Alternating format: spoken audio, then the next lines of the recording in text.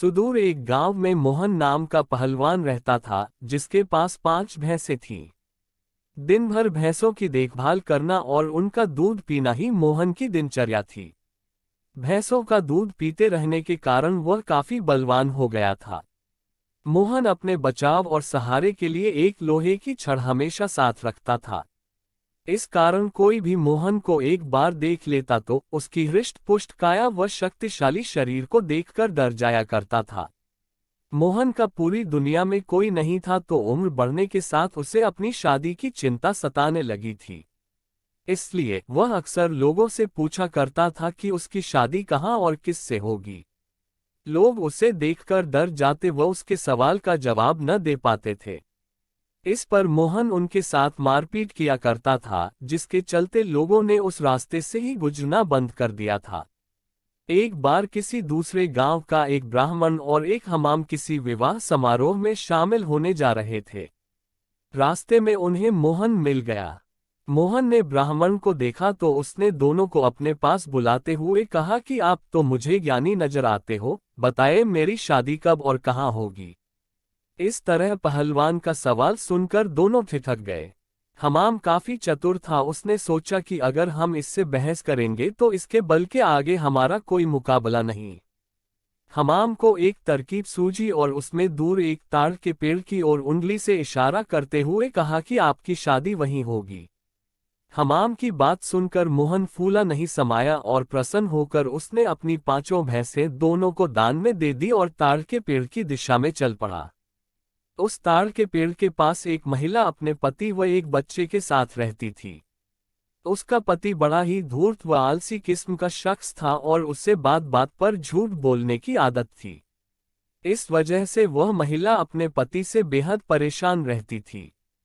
काफी दूर तक पैदल चलने के बाद जब मोहन ताड़ के पेड़ के पास पहुंचा तो वह औरत घर के बाहर निकली।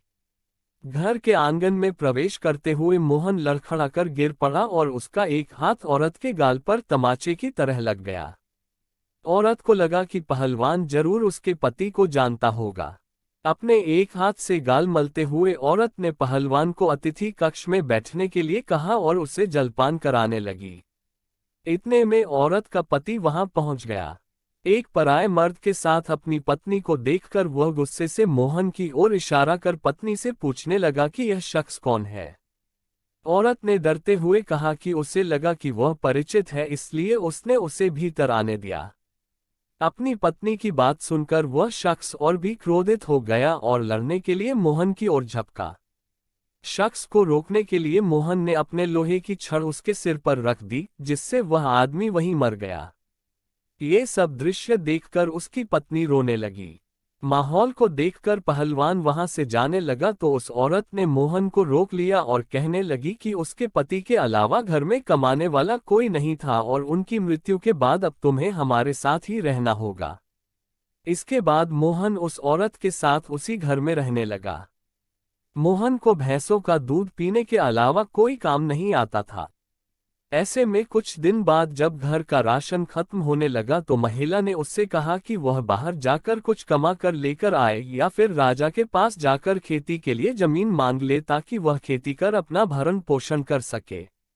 महिला की बात सुनकर पहलवान अपने लोहे की छड़ उठाए राजमहल की ओर चल पड़ा। राजमहल के पास पहुंचने पर सभी द्वारपाल और सैनिक मोहन की काया देखकर डर से कांपने लगे और तुरंत राजा तक सूचना पहुंचाई कि कोई बलवान हाथ में लोहे की छड़ लिए महल की ओर बढ़ता चला आ रहा है।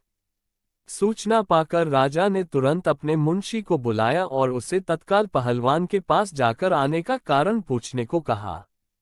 पहलवान मुंशी को खेती के लिए जमीन मांगने की अपनी विनती बताता है। संदेश लेकर राजा के पास पहुंचने पर राजा पहलवान को ढेर सारी जमीन देने का आदेश देता है। मुंशी बेहद चतुर होता है तो वह राजा द्वारा पहलवान को दी गई अधिकांश जमीन स्वयं के लिए रखकर मोहन को कब्रिस्तान के पास एक बंजर जमीन का छोटा सा टुकड़ा दे देता है, जिसे पाकर पहलवान खुशी खुशी वापस लौट जाता है। उस बंजर जमीन के पास के बीच में एक पीपल का पेड़ होता है, जिस पर भूतों का बसेरा होता है। जमीन को फसल उगाने योग्य बनाने के लिए जब पहलवान जुताई शुरू करता है तो पेड़ के कारण उसे खेत जोतने में परेशानी आने लगती है। मोहन उस पेड़ को उखाड़ने की ठान लेता है और अपनी लोहे की छड़ से उस पर प्रहार करता है, जिससे करीब 150 भूत पेड़ से नीचे गिर जाते हैं और गुस्से से पहलवान की ओर लड़ने के लिए दौड़ते हैं। पहलवान अपनी छड़ से सभी भूतों के छक्के छुड़ा देता है। पहलवान से जीतना असंभव जानकर भूत मोहन के सामने पेड़ न काटने की गुजारिश करने लगे। भूतों ने कहा, ये हमारा घर है, हम कई साल से यहाँ रह रहे हैं, हमारे घर को मत उजाड़ो। भूतों ने इसके बदले खेतों में काम कर उपज मोहन के घर पहुंचाने का प्रस्ताव रखा। मोहन को भूतों पर दया आ जाती है और वह उनका प्रस्ताव स्वीकार कर घर चला जाता है।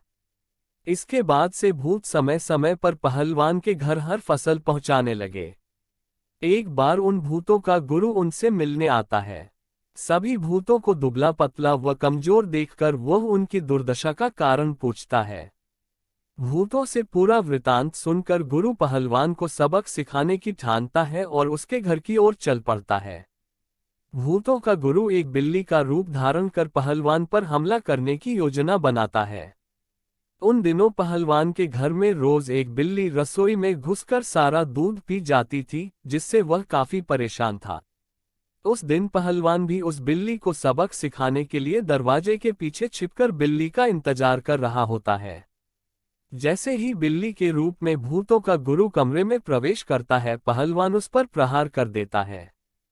पहलवान के प्रहार से भूतों के गुरु की कई हड्डियां टूट जाती हैं और वह अपने असली रूप में आकर अपनी जान बख्शने का निवेदन करने लगता है। मोहन ने भूतों के गुरु को छोड़ने पर खुद के लिए सजा चुनने के लिए कहा। ऐसे में भूतों के गुरु ने कहा कि उसे बख्शने पर वह राशन की मात्रा दोगुनी कर देगा। भूतों के गुरु की इस बात पर कुछ देर विचार करने के बाद पहलवान उसे छोड़ देता है। पहलवान के घर से निकलकर भूतों का गुरु सीधे अपने शिष्यों के पास जाता है।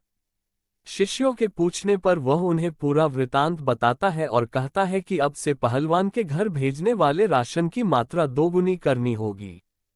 कहानी से शिक्षा मिलती है कि अगर आपका भाग्य बलवान हो तो विपत्तियां भी अवसर में बदल सकती हैं।